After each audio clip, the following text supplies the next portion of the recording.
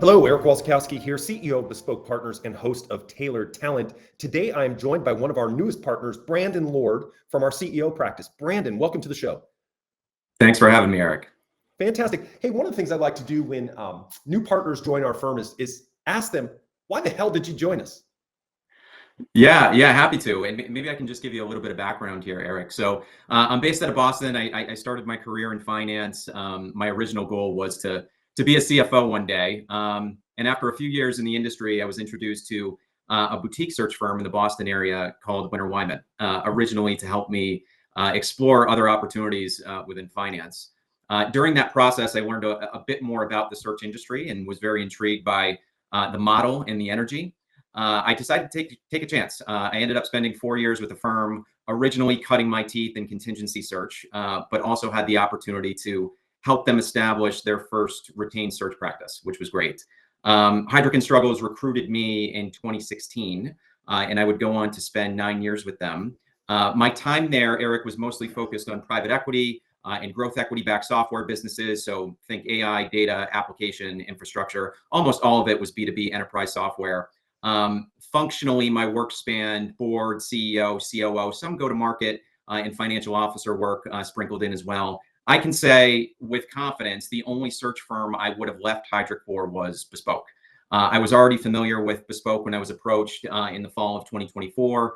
And the stars really just aligned for me, Eric. I was impressed with the Bespoke team and the culture right from the start and was immediately energized by the growth of the firm and specifically the CEO practice. I think the big thing for me was the structure in the organization around the search process and delivering for our clients. The commitment and attention to detail was at another level for me. So in the end, the decision was an obvious one, and I couldn't be more excited about it. Well, I appreciate it. And it's nice to hear your story. Like every great search professional, they dreamed of being a search professional from the time of being a little boy or girl, graduated from college and moved in. But no, really, it's great that you found your way into the search industry. It's great you found your way here. We're very excited to hear from you and just learn about what you're bringing to the table. One of the things that, as you know, we launched earlier this year was the Executive Index. And I was with one of our clients yesterday who is a self-proclaimed AI skeptic. And he was absolutely blown away with what he saw and said no one else is doing it in the industry. From your vantage point, have you seen anything like that in the industry? No, I haven't. And I really do believe the index is a game changer for Bespoke and our industry. Our teams have been using it more and more frequently to identify the right data set when it comes to qualified candidates for a specific search. I think very often in this industry, Eric, recruiters can get caught up in an echo chamber, constantly targeting the same set of candidates, retreading on the same profiles. I think what the index allows us to do is cut through all that, making sure we're getting access to all of the relevant and appropriate candidates for a search quickly. Coming from Heidrick, where we had some quality systems in place, we didn't have anything that got us to the right set of information like the index does. No, absolutely. And as I like to tell people, in God I trust, all others bring data. And that Executive Index brings data to the party because, look, I mean, that's a common thing that clients do say is, oh, wow, this is retreads, give me some new ideas. And what the index allows us to do is see the entire market. And That's when right. we flex on scorecards, be able to show how the data set changes real time. So you get the very best candidates. Talk to me a little bit about what you're seeing in the market for CEO trends. I mean, it's a tight market across the board. Yeah, I think there's been an increased focus, really three things, Eric. I think there's been an increased focus on turnaround leadership. I think this is, largely been driven by slower deal flow, a heightened need for operational improvements as well. I would also mention return to office. I think this is starting to become the norm for scorecards in the majority of searches that we've kicked off thus far in 2025.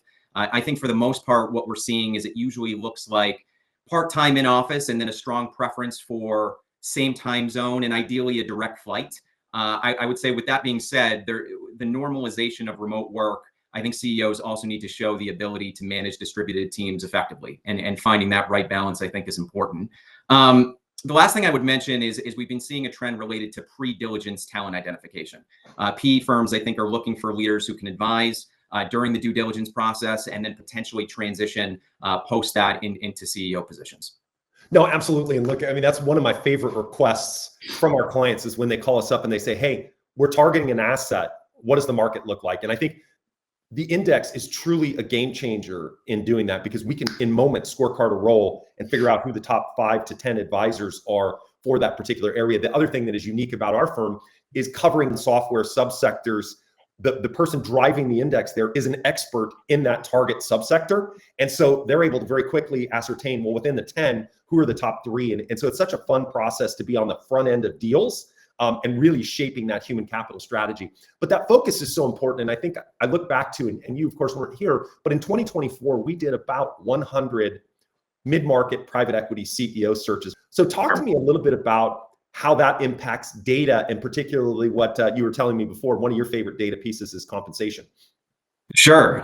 Look, everybody's favorite topic, right? I think from this time last year, we've continued to see growth in CEO compensation packages. I would say most notably in that 50 million to 250 million revenue range. Also, the slight rise, I think, in equity multiples, I think it really reinforces the CEO's critical role in driving value creation, and very much likely reflects some of the challenges with recruiting more seasoned and proven CEOs today. What I can say is that when working with Bespoke, I think clients can count on the quality of the relationships that we have and the conversations that we have with our candidates. I just think it's next level. I think we understand more than just their target number. We know their values and other critical items that will factor into their decision-making process. So we're able to quickly get the candidate over the finish line as fast as possible. No, fantastic. And I think that focus just plays into that knowledge. The market is tight. We published a private equity talent report. Talk to me a little bit about turnover and what you're seeing there in the CEO role. So CEO turnover dropped to one of the lowest levels our data has seen since 2022. CEOs are generally staying put and trying to drive their companies to an event. I think that being said, working with the right firm can be the difference between a candidate taking an informed leap and potentially jumping into a new role versus staying put at their current company. I think it does require someone taking the time to help illustrate the bigger picture for them. I think that's another area where Bespoke differentiates itself. We are not a generalist firm, right? We're not a firm where the partners are just out chasing new business. We take more of a consultative approach with our candidates, and we have the experience in the industry. This is all we do. This is the vein in which we operate, right? So we really take the necessary time and care to help compare the opportunities for these CEOs and what are in front of them. No, fantastic. Well, if given the current market conditions, if you were kicking off a CEO search now, what advice would you have for our clients? Yeah, I would expect to get transparent with company data and compensation structures. I think we're seeing a lot of candidates asking very pointed questions and wanting to dig into the data before taking an in-person interview. This can be anything from sharing, P&L numbers to inner workings of equity packages. We saw a lot of inflated packages during 2020 through 2022. And I think in many cases, I would say most cases, that did not pan out as candidates had hoped because of pretty rough market dynamics.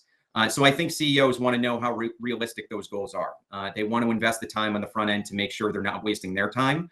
My recommendation would be to work with a firm that can clearly articulate their expertise for what exactly you're looking for. Don't settle for a technology generalist in the industry. Ask the hard questions about how they align their search teams when it comes to scale, when it comes to function, end market, et cetera.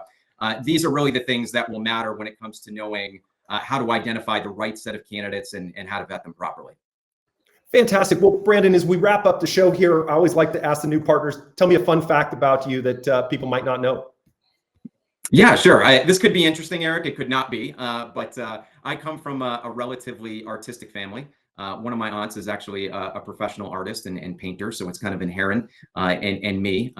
So one of my biggest hobbies is to sketch, draw, and sometimes paint in my spare time. It's something that started early in life when I was 4 or 5 years old, and it was really always something that I had some interest in. Now I almost use it as therapy more than anything else. I find it very calming to just sit down and sketch or draw. And my oldest 2 daughters actually just started sharing a bedroom that we're in the process of redecorating. So my wife just asked me to draw something for each of them to hang in their new room. So that's going to be my next project. Very cool. Do you have a piece that is particularly memorable or that you're proud of? I have a couple of them. I mostly do landscapes for the most part. I don't venture too far from that, but nothing that I would say is going to be hanging in the Louvre anytime soon. No, fantastic. Well, Brandon, we're so excited to have you at Bespoke Partners. Thanks for joining the show today, and I hope you have an amazing day. Thanks, Eric. Appreciate it.